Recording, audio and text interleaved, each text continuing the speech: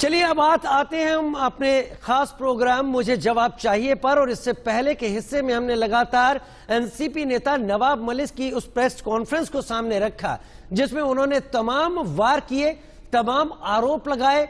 आरोप आम नहीं है, आरोप गंभीर है और आरोप बीजेपी के नेता और पूर्व मुख्यमंत्री देवेंद्र फडणवीस पर है। हमारे साथ तमाम खास मेहमान इस वक्त जुड़े हुए हैं। हमारे साथ संजय गुप्ता भाई शिवसेना से जुड़े हुए हैं, अभिषेक त्रिपाठी बीजेपी प्रवक्ता के तौर पर हमारे साथ जुड़ रहे हैं, सोनिया दोहन जी प्रवक्ता एनसीपी के तौर पर हमारे साथ थोड़ी देर में जुड़ेंगी और शमशेर खान पठान साहब फॉर्मर एसीपी मुंबई पुलिस जांच से जुड़े हुए, तमाम बातें तमाम चीजों को नजदीक से देखने वाले। तो ये तमाम मेहमान जल्दी आपकी स्क्रीन पर इस वक्त मेरे साथ होंगे और ये इस वक्त मेरी स्क्रीन पर हैं। आप तमाम लोगों को देख लीजिए। सोनिया जी थोड़ी देर में मेरे साथ जुड़ने वाली हैं। मैं आज एक अखबार पढ़ रहा था, अखबार पुराना था और उसमें ब्रह्मांड को लेकर कुछ बातें लिखी हुई थी।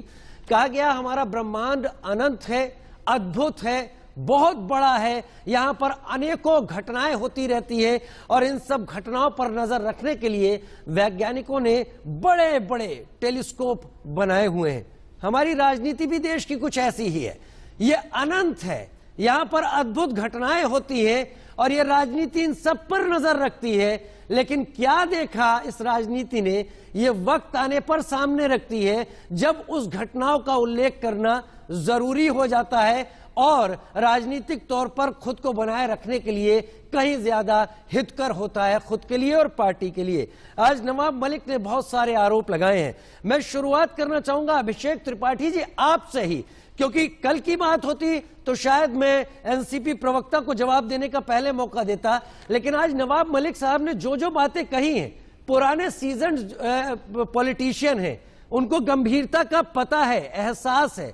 उन्होंने प्रधानमंत्री को भी लपेटा है, उन्होंने आपके पूर्व मुख्यमंत्री देवेंद्र फडणवीस को भी लपेटा है। यह हाइड्रोजन बॉम्ब कैसा है आपके लिए?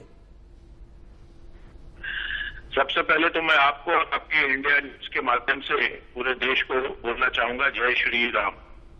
और जहां तक हाइड्रोजन बम की बात है, ये तो फुसकी बम निकला, दिवाली निकल भी चुकी है और कोई मायने नहीं है, क्योंकि नवाब मलिक जी जब भी कुछ बोलते हैं हवा में बोलते हैं और उनकी भाषा में मैं अगर बोलूं तो फर्जीवाड़ा होता है सब चीजें। कल माननीय देवेंद्र फडणवीस जी जब प्रेस कॉन्फ्रेंस प्रेस वार्ता लिए तो पूरे तथ्यों के साथ, पूरी सच्चाई के साथ, हर पेपर के साथ, हर वो सबूत उन्होंने पेश किया जो किसी भी जांच एजेंसी को मान्य होगा और किसी भी कोर्ट को हिंदुस्तान में मान्य होगा। तो अगर आप कोई चीज उजागर कर रहे हैं और कोई चीज का भंडाफोड़ कर रहे हैं और या बम फेंक रहे हैं, तो वो तरीका होता है जैसे फडणवीस साहब ने कल किया। पिछले 1-1.25 महीने से नवाब मलिक जी छोटी छोटी फोटो दिखाते हैं, कुछ ऐसा क्या बात है कि वो कभी भी कोर्ट नहीं जाते इन सब सबूतों को लेके, अगर वो उनसे सबूत मांगते हैं, क्यों मानते हैं? क्योंकि कोर्ट उन्हें नकार देगा। तो वो हर समय प्रेस वार्ता करके कैमरे पे आके मुंबई को, महाराष्ट्र को, देश को गुमराह कर रहे हैं। मुझे ये समझ में नहीं आता कि श्री शरद पवार जी उनको ये चीज करने कैसे दे रहे हैं, क्योंकि उनके बात में कोई तथ्य नहीं है, कोई सबूत नहीं है। और जहां तक बात रही देवेंद्र फडणवीस जी की, कल पूरे देश ने देख लिया है कि उन्होंने एक बहुत ही अच्छा साफ सुथरा प्रेस कॉन्फ्रेंस किया जिसमें उन्होंने तथ्यों को प्रस्तुत किया, पेपर्स दिखाए और वो हर मीडिया के पास है इस वक्त। और वो बोल चुके हैं कि ये शरद पवार जी को भी भेजेंगे अगर वो इस बात का संज्ञान लें तो। और ये जांच एजेंसीज वो पता करेंगे लीगल तौर पे कहां भेजी जाएगी और पूरी तरीके से भेजेंगे। और इस तरीके से आप कोई चीज प्रस्तुत करते हैं, ऐसे नहीं कि महीने भर आप कुछ भी बोलते रहे और किसी के बारे में भी बोलते रहे जिसका कोई सबूत आपके पास नहीं है। लेकिन आप पे मानहानि का दावा भी कई जगह से किया जा रहा है और कोर्ट ने इस बात का संज्ञान ले चुके हैं। तो अब नवाब मलिक जी को समय आएगा बहुत जल्दी जब उनको कोर्ट को और उन व्यक्तिगत लोगों पे जिन पे उन्होंने बम फोड़ा है उनके हिसाब से उनको जवाब देने का। ठीक है। सोनिया दोहन जी एनसीपी से मेरे साथ इस वक्त जुड़ गई हैं। सोनिया जी बहुत स्वागत है आपका इंडिया न्यूज में। नवाब मलिक साहब ने आज बहुत सारे आरोप लगाए हैं और मैं यहां पर बैठकर इस पर अपना कोई एडिटोरियल कमेंट नहीं जोड़ूंगा। मेरे हिसाब से जो कुछ मैंने सुना वो गंभीरता की श्रेणी को भी पार करता है। इसके बाद मैं संजय भाई के पास आऊंगा जो मेरे साथ धैर्य से बने हुए हैं। पहले तो आप बताइए, ये जो तमाम आरोप है इस वक्त जो नवाब मलिक साहब लगा रहे हैं, प्रधानमंत्री को भी लपेट दिया, देवेंद्र फडणवीस जी के ऊपर तो उन्होंने सीधा हमला रखा, कल हाईकोर्ट ने उन पर फटकार भी लगाई है नवाब मलिक साहब के ऊपर कि आप इतनी बातें कह रहे हैं, आप कोर्ट क्यों नहीं आ जाते। उन्होंने आज भी ये आरोप लगा दिए। इसके पीछे तथ्य क्या है? एनसीबी इसकी गंभीरता को समझ रही है क्या? ये दो लोगों की व्यक्तिगत लड़ाई तो नहीं बनती जा रही? पहली बात तो मैं ये पूछना चाहूंगी कि कल जब देवेंद्र फडणवीस जी ने आरोप लगाए, उन्होंने कुछ बातें बोली, क्या वो आरोप नहीं थे? और जब वो पलट के नवाब भाई उसका जवाब दे रहे हैं तो आप उसको आरोप बता रहे हैं। आपको अगर जवाब मिल गया है और आपको पलट के उन्होंने कुछ चीजें पूछी तो आप उनको आरोप बता रहे हैं। वो तो पूछ रहे हैं, आप बताइए, आप जवाब दीजिए। कल आप देवेंद्र फडणवीस जी ने कुछ चीजें पूछी, उन्होंने खुल के आके प्रेस कॉन्फ्रेंस में बताया कि हाँ उन्होंने वो जमीन ली, उन्होंने वो ऐसा लिया। तो आज फडणवीस जी पे जब वो क्वेश्चन पूछ रहे हैं तो आप उसको आरोप क्यों बता रहे हैं? वो तो कुछ सवाल पूछ रहे हैं, फडणवीस जी को उनके जवाब देने चाहिए। अगर वो सही हैं तो सामने आए, जैसे कल नवाब भाई ने सामने आके सारी बातों का जवाब दिया।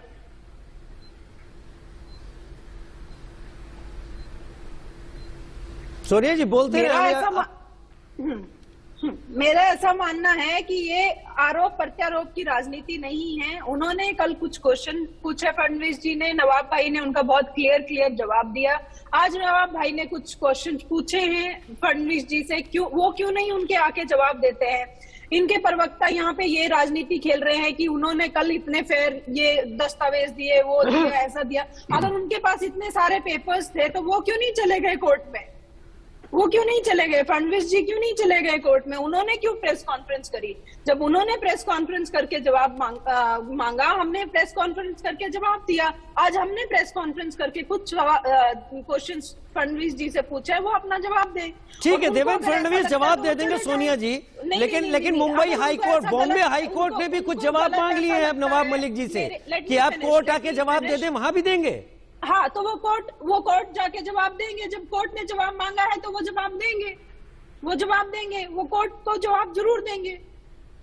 ठीक है, और रही बात इतना ही फडणवीस जी को बुरा लग रहा है तो वो कोर्ट क्यों नहीं चले जाते हैं? चले जाए। नहीं, अभी तो समीर वानखेड़े के पिता ही गए हैं जिस पर उन्हें कोर्ट ने फटकार लगाई है नवाब मलिक जी को, अगर मैं गलत बोल रहा हूं तो। वो कोर्ट का काम है, कोर्ट देखेगी और वो नवाब भाई उसका जवाब देंगे। ठीक है। संजय जी मेरे साथ इस वक्त जुड़े हुए हैं। संजय गुप्ता भाई शिवसेना से मेरे साथ इस वक्त जुड़े हुए हैं। संजय जी, दो बड़ी पार्टियां महाराष्ट्र की और दोनों बड़ी पार्टियों के दो कद्दावर नेता, एक पूर्व मुख्यमंत्री, एक वर्तमान में मंत्री, और इन दोनों के बीच में जो कुछ भी बयानबाजी चल रही है वो बहुत कुछ ऐसा राज सामने रख रही है जिस पर शायद राज्य सरकार को भी संज्ञान लेना पड़ेगा। दोनों ही नेताओं ने एक दूसरे के ऊपर अंडरवर्ल्ड से सांठगांठ, अंडरवर्ल्ड के जरिए जमीन खरीदना, अंडरवर्ल्ड के जरिए तमाम और दूसरी चीजें करना, खुले में आरोप लगा दिए हैं। शिवसेना, मुख्यमंत्री उद्धव ठाकरे, क्या दोनों को ही गंभीरता से लेकर अब अपनी जांच के दायरे में लाएंगे? देखिए राजीव भाई, कुछ मामला इस तरह के होते हैं कि जहां पर लकीर तो खींच जाती है और लकीर खींचने के बाद हर कोई अपनी अपनी समीक्षा करने लग जाता है और हर कोई उस लकीर को कोई सीमा कहता है, कोई लकीर कहता है, कोई कुछ कहता है। आरोप प्रत्यारोप की इस राजनीति में जो भी आरोप आज नवाब मलिक साहब ने लगाए उसका जवाब तो देवेंद्र फडणवीस जी देंगे कि उसमें क्या सच्चाई थी, क्या नहीं थी, वो क्या था क्या नहीं। जब तक उनका जवाब नहीं आता तब तक हम थोड़ा इंतजार करेंगे। लेकिन कल जो आरोप देवेंद्र फडणवीस साहब ने लगाए थे किसी जमीन को खरीदने के, बेचने के, तो हमारे देश में तो ऐसा कोई कानून नहीं है कि अगर कोई क्रिमिनल है या कोई कन्विक्टेड व्यक्ति है और उसकी कोई प्रॉपर्टी है तो बेच नहीं सकता, खरीद नहीं सकता। किसी भी प्रॉपर्टी को खरीदा और बेचा जा सकता है जब तक कि सरकार ने उसके ऊपर कोई गाइडलाइन जारी ना की हो, उस पर कोई प्रतिबंध ना बनाया हो, और उसका क्या रेट होगा क्या नहीं होगा ये तो सरकारें तय करती हैं। जब रजिस्ट्री होती है, पारो बटोरनी होती है, तो उसके अंदर इस तथ्य को देखा जाता है कि इसकी क्या कीमत होगी क्या नहीं होगी। और इतनी पुरानी प्रॉपर्टी को अब जैसे देवेंद्र फडणवीस साहब कह रहे थे कि बम गिरेगा, तो वो तो समझ में नहीं आया। लेकिन आज के इस आरोप पर तो देवेंद्र फडणवीस साहब अपना जवाब देंगे, तब उसके बाद उसको समीक्षा की जाए।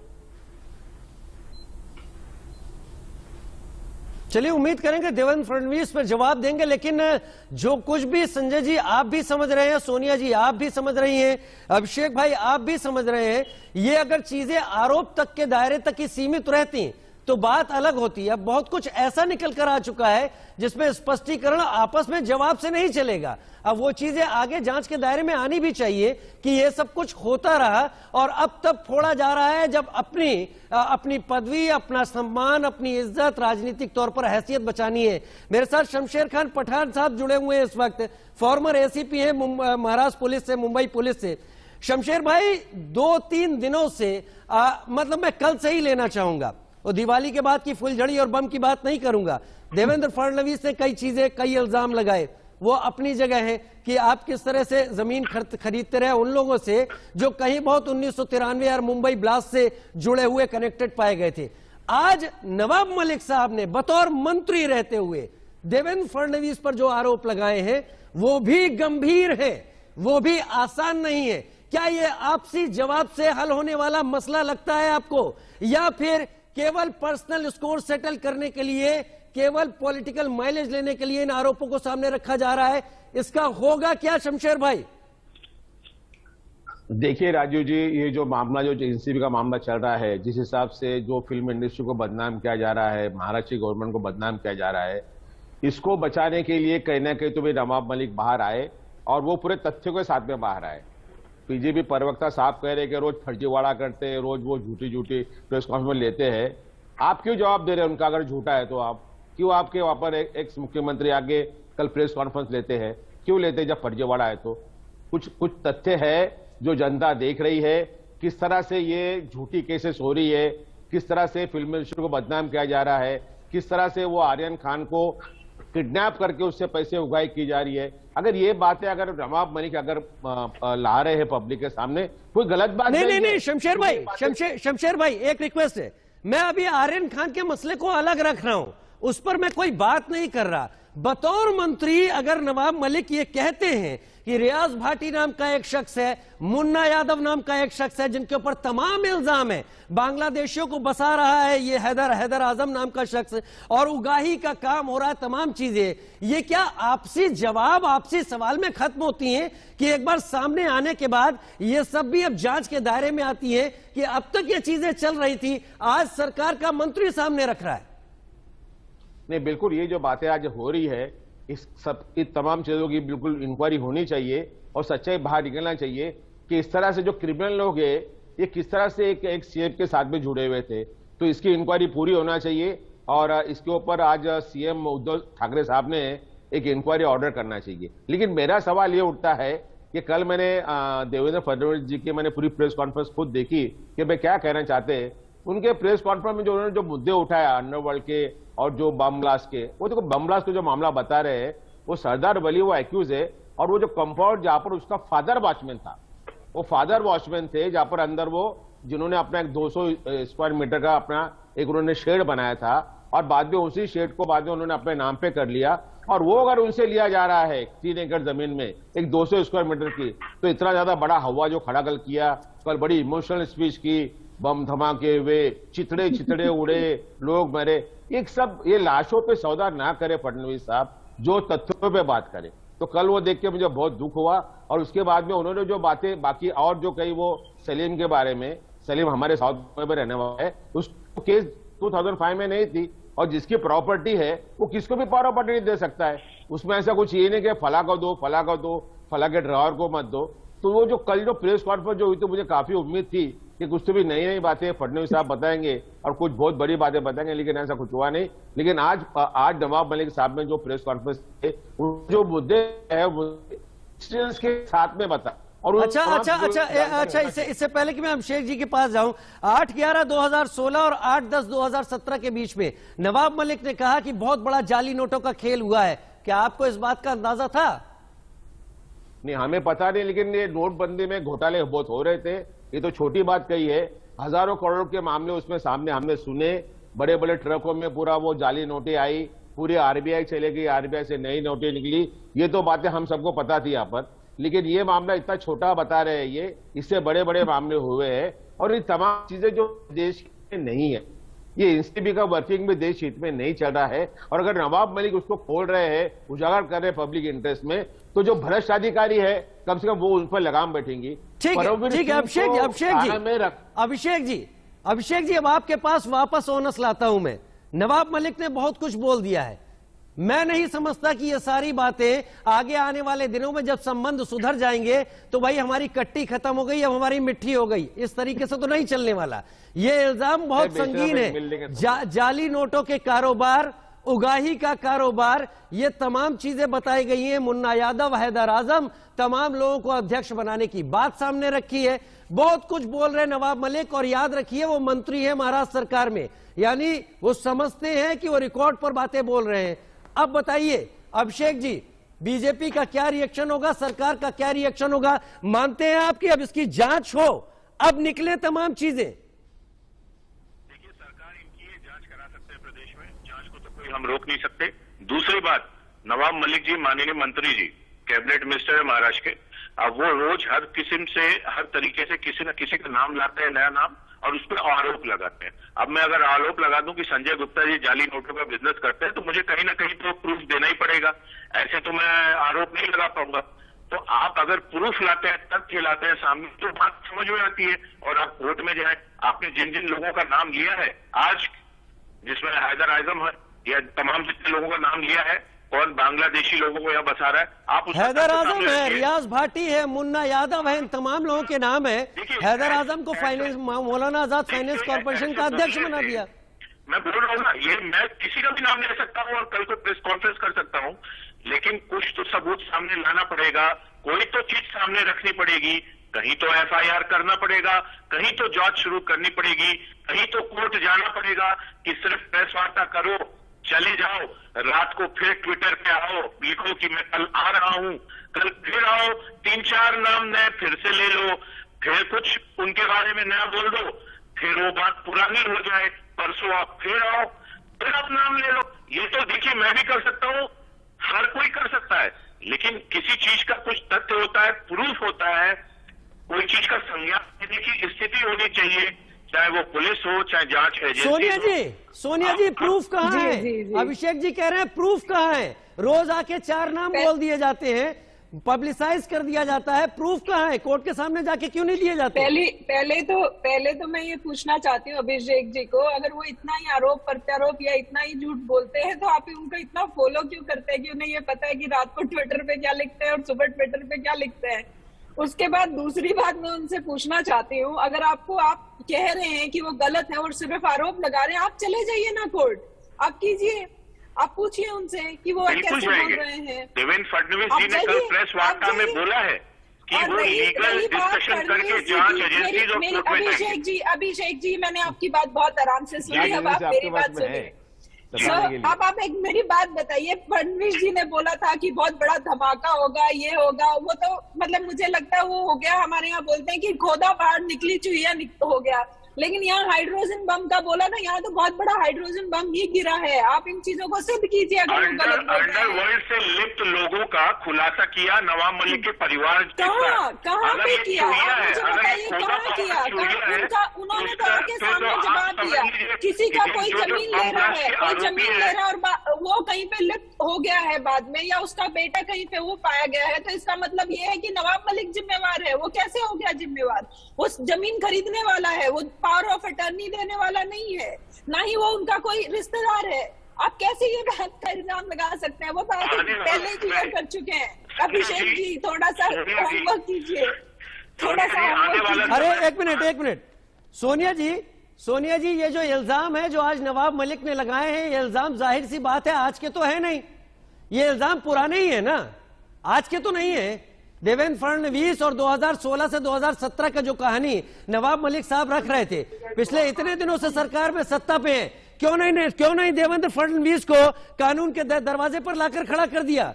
ये सब किया हुआ है। आज के दिन का इंतजार क्यों कर रहे हैं? सब होगा, सब होगा। तो क्या पब्लिसिटी हासिल करने के बाद होगा? क्या ऐसे मुद्दे इसीलिए बचा कर रखे जाते हैं? पब्लिसिटी किस चीज की पब्लिसिटी की बात कर रहे हैं? हम एक महीने से, नवाब भाई एक महीने से सच्चाई पे सच्चाई रख रहे हैं, सोनिया जी देवेंद्र फडणवीस के ऊपर जाली नोटों का उगाही धंधा करने का आरोप लगाया है तब का, जब नोटबंदी हुई थी। आज तक क्यों खामोश हैं नवाब मलिक साहब? ये अपराध है। तो फडणवीस जी उसके साथ सरकार के तौर पर सब पता होते हुए भी अगर आप चुप हैं तो ये भी अपराध है। नवाब भाई ने जैसे सिद्ध किया कि जो फडणवीस जी बोल रहे हैं वो गलत था, जो वो सही था, उन्होंने सच्चाई लोगों के सामने रखी। फडणवीस जी रख दें पूरे महाराष्ट्र में। सुनिए, मैं नवाब मलिक जी के शब्द बताता हूं। पूरे महाराष्ट्र में उगाही का काम हो रहा था, किडनैप किया गया, जमीन पर कब्जा करवाने का आरोप है। जाली नोटों के दौरान एक बहुत बड़े नेक्सस के साथ देवेंद्र फडणवीस जुड़े बताए उन्होंने। ये उनको अब तक पता था, तो क्यों नहीं देवेंद्र फडणवीस को घसीट कर कोर्ट के दरवाजे पर लाकर खड़ा कर दिया? आज का इंतजार क्यों किया नवाब मलिक जी ने? आज बताया ना उन्होंने खुल के, आज उन्होंने खुल के बताया। हर चीज का एक टाइम होता है, आज टाइम था, आज उन्होंने बताया सबके सामने। संजय गुप्ता भाई, ठीक है, गलत साबित मैं भी समझ गया, मेरे दर्शक भी समझ गए कि अभी वक्त मुफीद नहीं था। जब अखबार पलटवार होने थे तब इसका इस्तेमाल होना था। संजय गुप्ता भाई, मंत्री हैं नवाब मलिक जी, मैं उनके आरोपों पर नहीं जा रहा, वो तय करने का अधिकार मेरा नहीं है, लेकिन ये पूछने का तो अधिकार है। जब इतने दिनों से इतनी गंभीर जानकारियां उनके पास थी, तो देवेंद्र फडणवीस को क्यों नहीं ट्राई करवाया गया अब तक? जानकारियां तो जैसे देवेंद्र फडणवीस जी के पास भी थी कि वो उन्होंने बहुत दिनों बाद बताई, कैसे आरोप प्रत्यारोप को लगाया जा सकता है, सवाल उठाया जा सकता है। अगर मैं इस मौके पर कबीर जी ने सुनाना चाहूंगा, अगर आप कहें तो। नहीं संजय भाई, पूरा वक्त आप बोलिए, मेरा सवाल था, मैं आपको काट नहीं रहा हूं, बोले। कबीर जी का एक हुआ है कि मैं यहाँ पे टोक दिया, भईमन ठहरी की हुई पवन से पूरी, अंतगांठ जब खुल गई तो रही धुरी की थी। तो इसका मतलब अभी देख त्रिपाठी जी अपने आप सुन लीजिएगा तो पता चलेगा कि इसका मतलब क्या है। संजय जी, इसका मतलब जो मैं समझ पा रहा हूं, शिवसेना अभी दूर से मजे ले रही है। अभी जो चल रहा है वो एनसीपी और बीजेपी में चल रहा है। तो ऐसा है कि कुछ बातें इस तरह की होती है कि जो जांच का विषय तो हो सकती है, आरोप प्रत्यारोप भी हो सकता है, लेकिन उसका अंत क्या है ये तो कुछ समय के बाद पता चलता है। आज इसके विषय में कुछ नहीं कहा जा सकता। आपने बहुत बढ़िया आपने खुद को किनारे किया संजय जी। अभी कुछ नहीं कहा जा सकता। मैं कह रहा हूं आरोप गंभीर है। नवाब मलिक को अब तक पता था, देवेंद्र फडणवीस को लाना चाहिए था कानून के दायरे में। आज क्यों इसकी कोशिश की? अभिषेक जी, नहीं सोनिया जी, ये सवाल बनता है, ये सवाल बनता है कि आज जवाब देने की जरूरत क्यों पड़ी? अभिषेक जी जवाब दे। पहले पता था, उन्होंने क्यों नहीं किया? अभिषेक जी जवाब दे। देखिए, संजय गुप्ता जी ने, सुनिए सोनिया जी, संजय गुप्ता जी ने शिवसेना के माध्यम से जो बात ना कहते हुए कह दी, उसका पूरा सच ये है कि हम कुछ नहीं कर सकते। माननीय उद्धव ठाकरे जी मुख्यमंत्री महाराष्ट्र, गलत जगह जा रहे हो आप। नहीं, गलत जगह नहीं। देखिए, गलत निकाल रहे हैं। देखिए, मार्च के महीने में एक मिनट संजय जी सीखे, संजय जी, मार्च के महीने में जब मनसुख हिरेन का मर्डर हुआ था, तब ऑन रिकॉर्ड मुख्यमंत्री जी ने सचिवालय की तारीफ की थी और ये बोला था कि बहुत ही अच्छा अफसर है, वो अधिकारी है, उसके ऊपर शक नहीं करना चाहिए। आज वो एनआईए की कस्टडी में है। तो आज मैं ये समझना चाहता हूँ कि मौन व्रत अभिषेक जी, आप लोग सारे बीजेपी के मुद्दे से हटके ही बात करते हैं क्या? मैं जवाब चाहता हूँ मुद्दे पे आइए। मैं मुद्दा अभी कुछ और है। ठीक है, आप सभी लोग मेरे साथ जुड़े, आप सभी लोगों ने अपनी बातें रखी। शमशेर भाई पुलिस से हैं, जांच से जुड़े रहे हैं, लेकिन मुझे लग रहा है कि कहानी इस बार फिल्मी तो नहीं है। इस कहानी में जो कुछ भी है किरदार, वो संयोग मात्र नहीं है, वो किरदार जमीन पर हैं और उन किरदारों के लिए फिल्मी पुलिस की जरूरत नहीं है। इस बार असल पुलिस की जरूरत है। आरोप का इंतजार करते करते इतनी गंभीर बातों को बचाए रखना, छुपाए रखना, वक्त पर इस्तेमाल करना भी एक अपराध है, और वो अपराध अगर है तो उसको भी ट्राई किया जाना जरूरी है। उसको बचाने की भी कोई कोशिश नहीं होनी चाहिए। जो कुछ भी महाराष्ट्र से निकल रहा है, कान खोल रहा है, आंखें भी खोल रहा है। अभी फिलहाल दो बड़े नेताओं के बीच में मसला है, आगे कहां तक जाएगा पता नहीं। फिलहाल आप सभी का हमारे साथ जुड़ने के लिए बहुत शुक्रिया। जल्द हाजिर होते हैं।